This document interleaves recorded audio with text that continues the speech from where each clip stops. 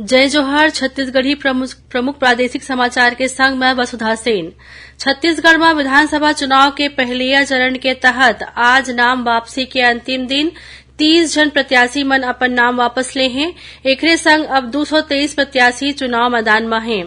पहलिया चरण के तहत 20 ठन विधानसभा सीट में 7 नवंबर के मतदान होही। अखिल भारतीय कांग्रेस कमेटी हा छत्तीसगढ़ विधानसभा चुनाव बर 7 जन प्रत्याशी मन के अंतिम सूची जारी कर दे है। एकरे संग कांग्रेस हा अब प्रदेश के सब्बो 90 सीट में अपन प्रत्याशी मन के घोषणा कर दे है। कांग्रेस हा महासमुंद ले डॉक्टर रश्मि चंद्राकर, सरायपाली ले चतुरी नंद सिहावा ले अंबिका मरकाम और बैकुंठपुर ले अंबिका सिंह देवला अपन उम्मीदवार बनाए हैं। उन्हें रायपुर उत्तर ले कुलदीप जुनेजा, कसडोल ले संदीप साहू और धमतरी ले ओमकार साहू ला प्रत्याशी घोषित करे गए हैं। छत्तीसगढ़ समेत 5 राज्य में होवैया विधानसभा चुनाव के मद्देनजर भारत निर्वाचन आयोग हा 80 बछर ले ज्यादा आयु के वरिष्ठ नागरिक और दिव्यांग मतदाता मन बर उचित परिवहन व्यवस्था करे के निर्देश दे हैं। चुनाव आयोग हा छत्तीसगढ़ के नवोदित हमर राज पार्टी ला बाल्टी चुनाव चिन्ह आवंटित करे है।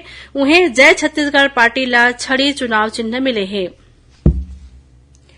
मोहला मानपुर में भाजपा कार्यकर्ता के हत्या और लचर कानून व्यवस्था ल लेके भाजपा सांसद सुनील सोनी के अगुवाई में पार्टी के छत्तीसगढ़ इकाई हा आज मुख्य निर्वाचन पदाधिकारी ले पुलिस महानिदेशक और गृह विभाग के सचिव ल हटाए के मांग करे हैं।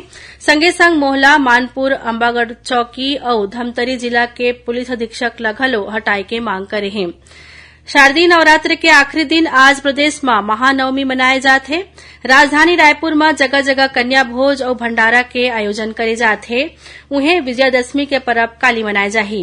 यही बीच 75 दिन तक चलैया विश्व प्रसिद्ध बस्तर दशहरा पर्व के तहत आज जोगी उठाई और मावली परघाव के रस्म अदा करे जाही। और भारतीय क्रिकेट कंट्रोल बोर्ड डहार ले आयोजित विनू माकड़ ट्रॉफी अंडर 19 में छत्तीसगढ़ के टीम हा पहली बार क्वार्टर फाइनल में प्रवेश करे है। क्वार्टर फाइनल में छत्तीसगढ़ के मैच काली 24 अक्टूबर के हरियाणा संग होही। ये रही सब तक के प्रमुख प्रादेशिक समाचार। जय जोहार।